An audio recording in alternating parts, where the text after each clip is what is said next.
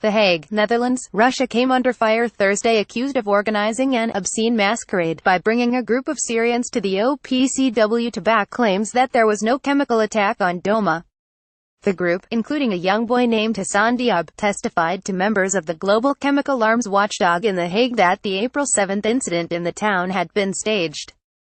Experts from the Organization for the Prohibition of Chemical Weapons (OPCW) are currently in Syria to probe the alleged chlorine or sarin gas attack on Douma. The mission was launched after gruesome footage from the apparent attack horrified the world and prompted unprecedented Western strikes on Syrian military installations. But Syria and Russia have accused Syrian volunteer rescue workers, known as the White Helmets, of staging the video footage at the behest of the United States and its allies.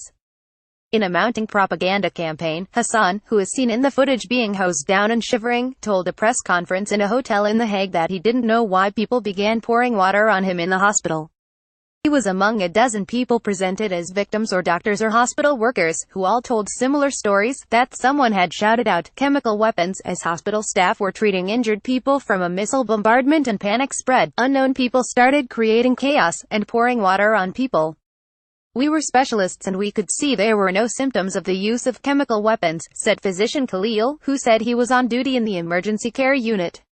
He said patients with choking symptoms had begun coming to the hospital about 7 p.m., but it was the result of people breathing in dust and smoke from the bombardment.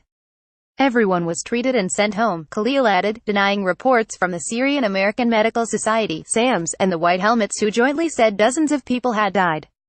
Britain boycotted the group's earlier briefing at the OPCW, saying it was a stunt, in a move followed by France, the United States and EU countries. The OPCW is not a theater. Russia's decision to misuse it is yet another Russian attempt to undermine the OPCW's work, said British Ambassador to the OPCW Peter Wilson in a statement.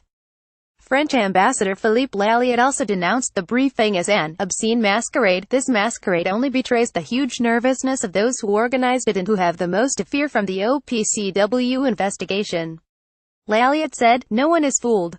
The truth will come out." Hassan, who was said to be 11 years old, told dozens of journalists, "We were in the basement. We heard cries on the street that we should go to the hospital. We got scared. We went to the hospital through the tunnel. They started pouring water on me in the hospital. I don't know why." His father, Omar Diab, said, "The children were taken without explanation. After that we learned it was fake. We never saw any poison or chemical agents. Neither I nor my family." The OPCW has also criticized the meeting in its headquarters, saying it had recommended to Russia that it should wait until its inspectors had completed their work. The White Helmets, a humanitarian organization made up of some 3,000 volunteers, has regularly been the target of disinformation campaigns by the Syrian regime, which has labeled them terrorists.